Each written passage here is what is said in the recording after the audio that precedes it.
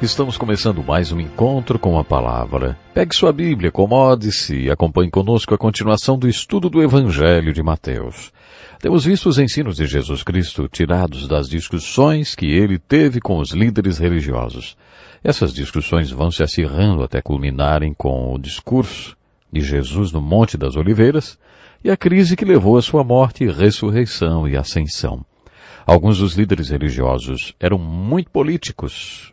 Lemos algumas respostas que Jesus lhes deu no capítulo 22, através das quais Jesus nos dá um grande ensinamento sobre Deus e César. A pergunta foi: qual é a tua opinião? É certo pagar imposto a César ou não, hein? Jesus pediu que lhe trouxesse uma moeda e perguntou: de quem é esta imagem e esta inscrição? E eles responderam: de César. E Jesus respondeu: então, deem a César o que é de César e a Deus o que é de Deus. A aplicação que tiramos desse episódio é óbvia. Você tem a imagem de Deus estampada em você. Portanto, entregue-se a Ele. Deus não vai pedir o que é de César, mas às vezes César vai pedir aquilo que é de Deus. César pode pedir você. Ele pode pedir sua lealdade. Nesse momento, assim como Dietrich Bonhoeffer, você pode declarar desobediência civil e resistir a César. Esta parece ser a essência da resposta de Jesus aos líderes religiosos. Dentro desse assunto encontramos outra passagem em que Jesus pagou imposto a César. Está em Mateus capítulo 17. Acho que Jesus foi um pouco irônico nessa questão. Ouça o que aconteceu e me diga se você concorda comigo. Os líderes religiosos aproximaram-se de Pedro e lhe perguntaram: o mestre de vocês não paga o imposto do templo? Pedro, que não era político nem teólogo naquele momento de pressão, respondeu: sim, paga. Logo depois disso, Jesus lhe perguntou: o que você acha, Simão? De quem os reis da terra cobram tributos e impostos? De seus próprios filhos ou dos outros? Pedro respondeu: dos outros. Então Jesus explicou que eles estavam se referindo ao imposto do templo, e aquele templo era do pai dele. Portanto, Jesus não tinha que pagar impostos. Pedro deve ter ficado chateado porque tinha errado em sua resposta aos líderes religiosos. Mas Jesus disse: para não escandalizá-los, vá ao mar e jogue o anzol. Tire o primeiro peixe que você pegar, abra-lhe a boca e você encontrará uma moeda de 4 dracmas. Pegue-a e entregue a eles, para pagar o meu imposto e o seu. Jesus deixou claro que ele não tinha que pagar imposto no templo, mas nos deixou um exemplo. Acho que a maneira como ele abordou o assunto com Pedro e resolveu a situação foi irônica. No capítulo 22 de Mateus, versículos 23 a 33, Jesus responde a alguns filósofos. Esses líderes religiosos pertenciam a vários segmentos. Os fariseus eram ortodoxos legalistas e os saduceus eram o que chamaríamos hoje de liberais. Eles não acreditavam em milagres e nem no sobrenatural e, portanto, não acreditavam na ressurreição. Eles procuraram Jesus e citaram uma lei que estudamos no livro de Ruth.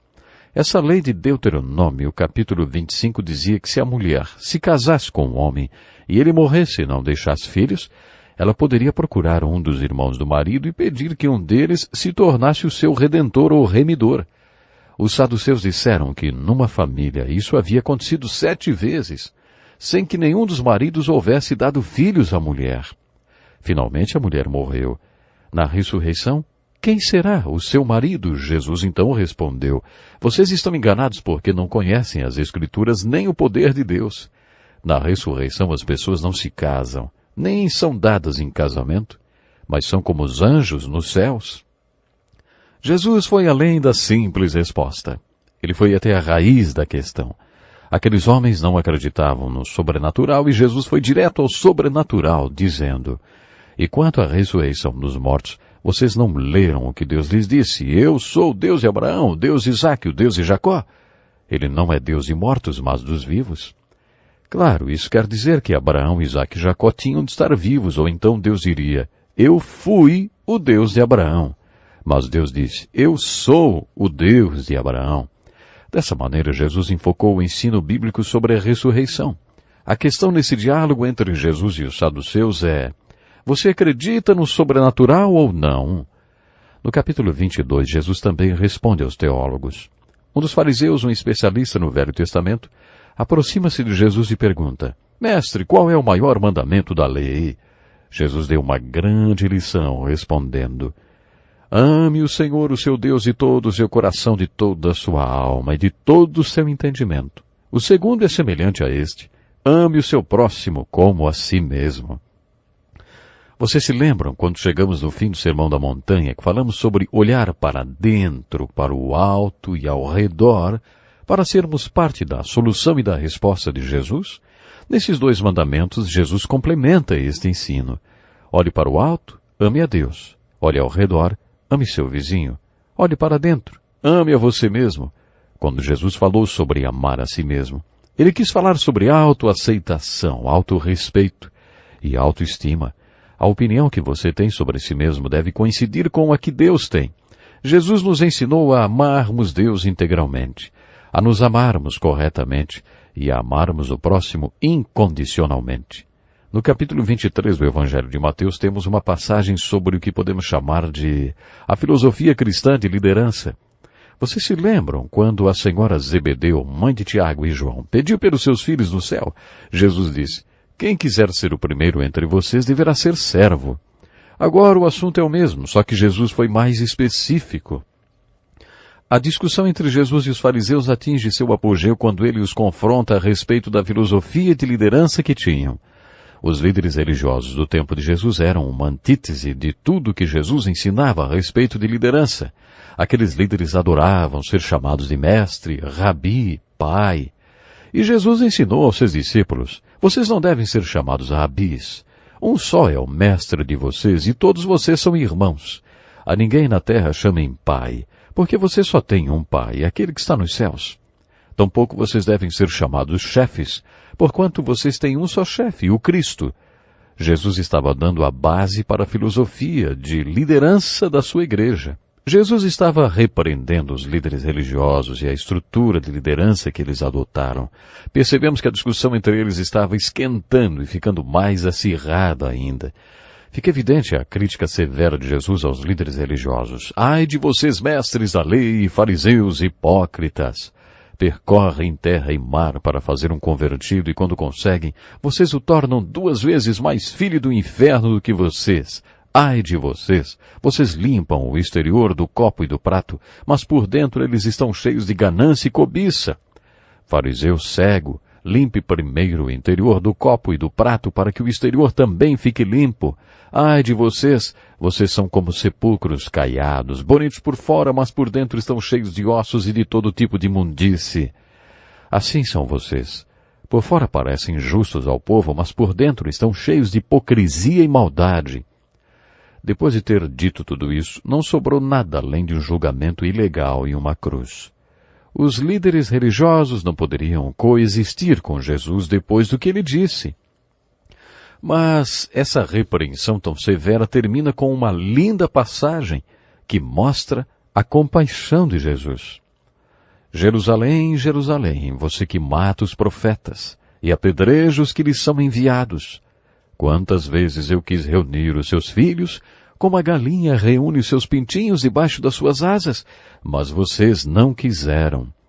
Eis que a casa de vocês ficará deserta, pois eu lhes digo que vocês não me verão mais, até que digam, bendito é o que vem em nome do Senhor. Essas palavras, ao mesmo tempo que mostram toda a compaixão de Jesus, são também um impressionante alerta a respeito do julgamento vindouro. Os capítulos 24 e 25 de Mateus são chamados de o Sermão do Monte das Oliveiras.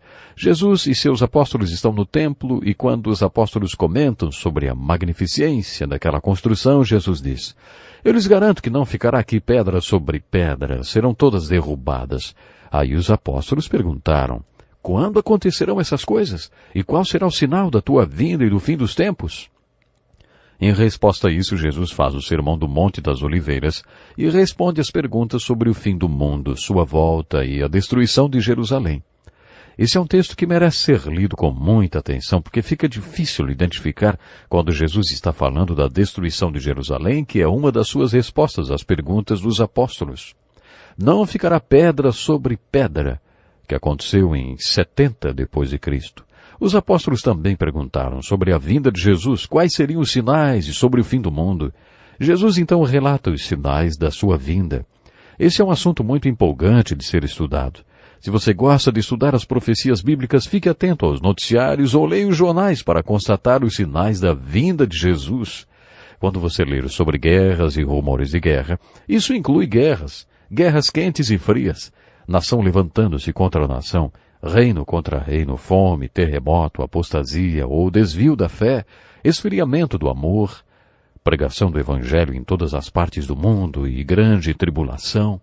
Todos esses acontecimentos são sinais da segunda vinda de Jesus. Depois que Jesus deu os sinais de sua vinda, no capítulo 24, no capítulo 25, ele conta 3 parábolas. Nessas 3 parábolas, Jesus conta, antes de tudo, que sua segunda vinda será um julgamento. Nas Escrituras, o óleo representa o Espírito Santo. Jesus ensina a parábola das 10 virgens. Nesta parábola, as virgens sábias tinham óleo nas suas candeias e as insensatas não.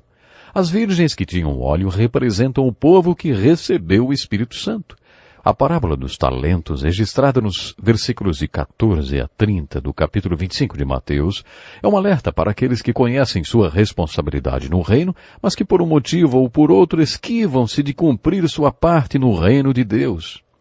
Jesus ensinou que sua volta será um julgamento sobre toda mão que estiver vazia, sobre todo aquele que não tiver nada em suas mãos quando Jesus voltar.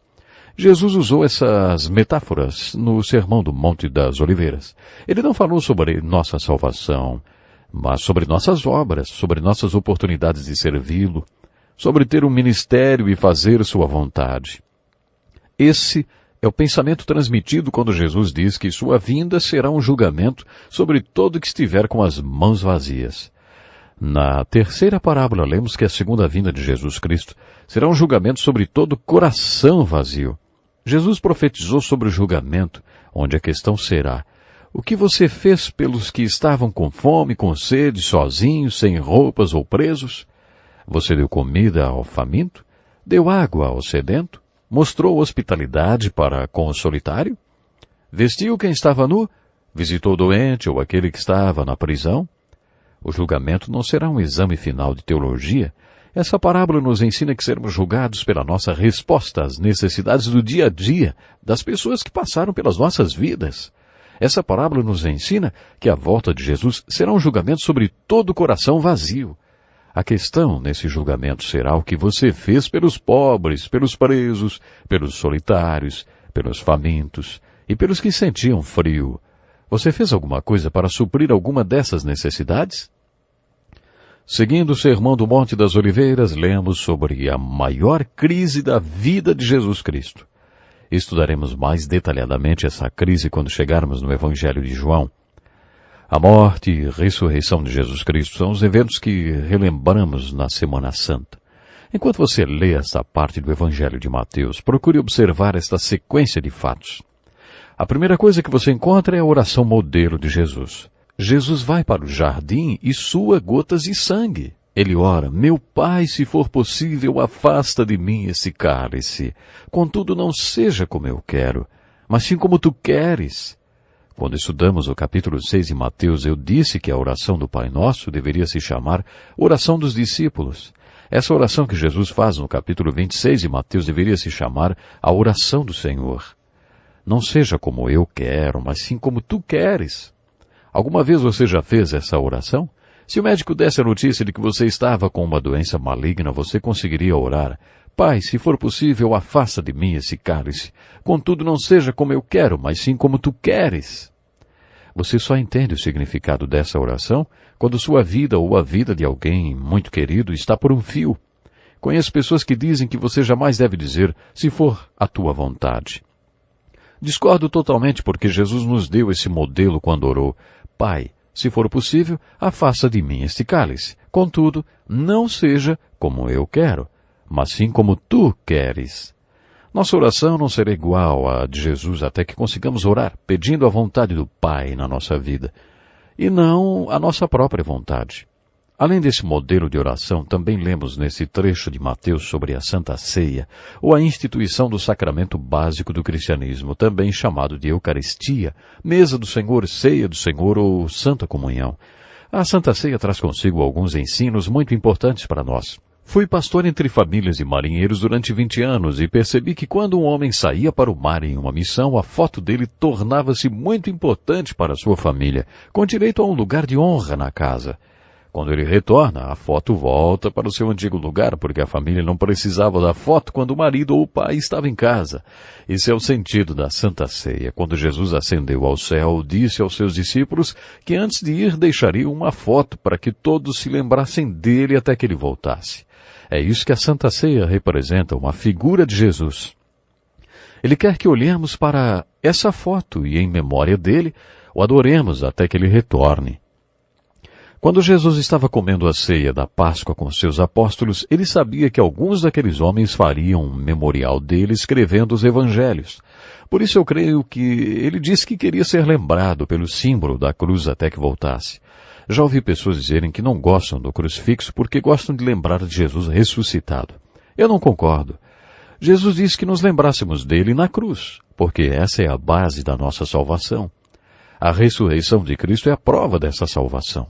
Observe o clima de traição quando Jesus e seus apóstolos sentam-se à mesa. Não foi só Judas quem o traiu. Quando ele foi preso, Pedro o negou e todos os outros fugiram.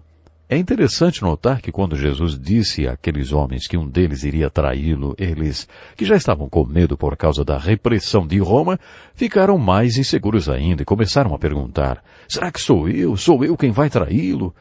Todos perguntaram, exceto Pedro, que fez um discurso. Tome cuidado com os homens que fazem discurso numa hora dessas. Como era de se esperar, Pedro foi quem o negou 3 vezes. Mas todos os outros também acabaram negando, pois o abandonaram e fugiram. Quando Jesus foi para a cruz, o número de membros no rol da igreja era 0. Mas depois de sua ressurreição, o rol de membros começou a crescer. Observe que os autores dos evangelhos relatam a crucificação de Jesus, mas entram em muitos detalhes. Mateus escreveu: então o levaram para crucificá-lo, mas não contou detalhes. O mesmo aconteceu com Marcos, Lucas e João. A importância da crucificação de Jesus não está nos detalhes, mas no seu significado. O Velho Testamento, que inclusive profetizou sua morte, explica a importância da morte de Jesus no livro de Isaías, capítulo 53 e no Salmo 22. As epístolas do Novo Testamento, nossos próximos objetos de estudo, também nos falam muito sobre o significado da morte de Jesus. Mas nos evangelhos não encontramos detalhes sobre a crucificação. O fato de terem crucificado Jesus não é tão importante. Muitas outras pessoas foram crucificadas. O importante é que eles crucificaram Jesus. Foi ele quem foi crucificado. A morte de Jesus na cruz foi muito importante. Eles crucificaram Jesus. Mas quem na verdade são eles? Poderíamos dizer que foi Roma. Refletindo um pouco mais, poderíamos dizer que foram os judeus. Mas se lermos o relato atenciosamente, veremos que não foi Roma nem os judeus. Foi Deus, o Pai. No Velho Testamento, em Isaías 53:10, nós lemos: contudo, foi da vontade do Senhor esmagá-lo e fazê-lo sofrer. E embora o Senhor tenha feito da vida dele uma oferta pela culpa, foi Deus quem fez de sua culpa uma oferta pelos nossos pecados. Deus amou tanto o mundo que fez a alma de Jesus uma oferta pelos nossos pecados. Porque Deus tanto amou o mundo que deu seu Filho unigênito para que todo que nele crer não pereça, mas tenha a vida eterna. Portanto, foi Deus quem colocou o seu Filho à morte na cruz pelos nossos pecados e equívocos. Você pode dizer que quando Jesus foi para a cruz, o cristianismo tornou-se um movimento morto. Até a ressurreição de Cristo, o rol da igreja não tinha ninguém mais, era 0. Por que sua ressurreição, então, reuniu seus seguidores? Nos evangelhos, e principalmente no de João, sempre há vários relatos de Jesus dizendo aos discípulos ou a outras pessoas que a credencial que provaria que ele é mais do que um simples homem, quando ele fosse morto na cruz, seria sua ressurreição. Quando os discípulos pediram um sinal, Jesus mencionou a destruição do templo, referindo-se ao seu próprio corpo. Ele já tinha mencionado que o levantaria em 3 dias, referindo-se à sua ressurreição. Por isso, João conta que depois que Jesus foi ressuscitado, os apóstolos se lembraram do que Jesus tinha dito sobre sua ressurreição e sobre as Escrituras. Essas Escrituras eram o Velho Testamento. como por exemplo o Salmo 16, onde o salmista ora e profetiza: não permitirás que o teu santo sofra decomposição. Observe que a morte e a ressurreição de Jesus Cristo nas Escrituras são dois fatos que compõem o Evangelho cristão e são enfatizados nas epístolas do Novo Testamento. Depois da ressurreição de Jesus, lemos sobre o grande comissionamento. Antes de sua morte, Jesus tinha dito aos seus apóstolos que os encontraria na Galiléia depois de 3 dias. Se você fosse morrer, marcaria algum encontro para depois? Jesus fez isso. Então os discípulos se lembraram disso e foram para Galiléia. Os relatos contam que havia cerca de 500 pessoas reunidas na Galiléia para encontrar Jesus. Essa não foi a primeira vez que ele se mostrou ressuscitado, mas foi ali que ele se mostrou e fez o grande comissionamento. Ide, portanto, fazei discípulos de todas as nações, batizando-os em nome do Pai, do Filho e do Espírito Santo, ensinando-os a guardar todas as coisas que vos tenho ordenado. E eis que estou convosco todos os dias, até a consumação do século. O livro de Atos nos conta que eles foram, fizeram discípulos, batizaram seus discípulos e os ensinaram. Os discípulos de Jesus fizeram exatamente o que tinham que fazer. O livro de Atos é a descrição histórica de como os seguidores de Jesus cumpriram a grande comissão. Esse importante comissionamento baseia-se em fazer discípulos. Mas como fazer discípulos? Indo, batizando e ensinando. Nosso objetivo não é só pregar a palavra, mas fazer discípulos de Jesus Cristo. Temos observado isso nos diálogos de Jesus. Qual é o preço de se tornar um discípulo? Essa é a grande comissão, fazer discípulos. Mas como? Indo, batizando e ensinando. Eu creio no ensino como uma ferramenta poderosa na formação de discípulos, porque leva as pessoas às Escrituras. E a fé vem pelo ouvir a palavra de Deus. A grande comissão é o alvará da igreja. A igreja existe em cima dessa missão. Esse é o propósito da igreja. O objetivo da igreja é ir por todo o mundo de maneira corajosa. Não é o mundo que tem que vir a nós. Nós é que devemos ir e fazer discípulos para que Jesus possa morar em seus corações. Essa é a verdade. Temos que ir e fazer discípulos. Batizá-los e ensiná-los tudo o que Jesus nos ensinou. Não podemos nos calar sobre esta missão porque é em cima disso que a igreja existe. Você tem sido um discípulo fiel? Tem sido uma testemunha fiel? Guarde no coração a grande comissão de Jesus em Mateus 28, do versículo 18 a 20, e obedeça-o. Ide, fazei discípulos, batizando-os em nome do Pai, do Filho e do Espírito Santo. Até o próximo programa.